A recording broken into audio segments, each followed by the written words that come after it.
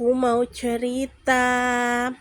Dengarkan ceritaku ya Dede Nafis, yaitu cerita tentang sahabat Rasulullah Ali bin Abu Thalib dan Abu Bakar As-Siddiq, khalifah pertama dan khalifah keempat. Begini kisahnya, ceritanya.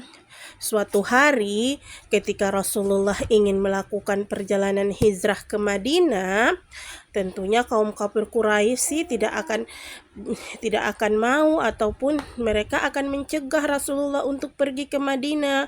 Makanya ketika malam hari itu mereka berjaga-jaga. Saat itu Rasulullah bertanya kepada Abu Bakar dan Ali, "Wahai Abu Bakar, engkau adalah sahabatku. Wahai Ali, engkau adalah keponakanku juga menantuku. Siapa yang akan menggantikanku malam ini di tempat tidurku? Biar para kafir Quraisy mengira aku masih berada di dalam rumah." Maka dengan sigap Ali berkata, "Aku wahai Rasulullah, biarkan aku yang akan menggantinya." Padahal itu resiko terbesar karena kaum kafir Quraisy akan membinasakan Rasulullah malam itu. Hingga Alilah yang menggantikan di tempat tidur Rasulullah. Akhirnya waktu berjalan, menit berjalan, hingga tiba malam hari. Di pertengahan malam, orang-orang kafir Quraisy berjaga-jaga di luar rumah Rasulullah. Kemudian begitu sudah larut malam, Allah menurunkan bantuan. Dijadikanlah orang-orang kafir Quraisy itu tertidur hingga akhirnya mereka tertidur dan Rasulullah keluar bersama Abu Bakar keluar dari rumah dengan cara pelan-pelan. Ketika mereka terbangun, bangun, cepat, itu Rasulullah lagi tidur. Ketika mereka hendak mencelakakan Rasulullah, mereka begitu pedang sudah mau terhunus, maka Ali berkata, "Ini aku, Ali, keponakannya Rasulullah." Orang-orang pada kaget. Mengapa bisa Ali? Kenapa bisa Ali yang berada di dalam situ? Rupanya Rasulullah telah pergi. Akhirnya para kafir Quraisy itu berlomba-lomba lagi mencari Rasulullah. Ternyata Rasulullah sudah pergi bersama Abu Bakar. Hingga akhirnya mereka berdua jalan untuk menuju ke kota Madinah.